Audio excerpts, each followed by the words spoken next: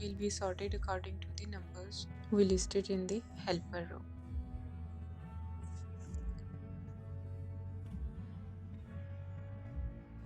Now select the entire range, go to the data tab, select sort. From the sort dialog box, click on option button. Now in the sort option dialog box, select the sort left to right and then click OK button.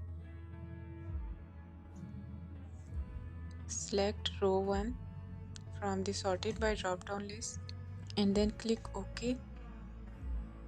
Now the columns are sorted according to the numbers you listed in the helper row. So these are simple methods to move columns.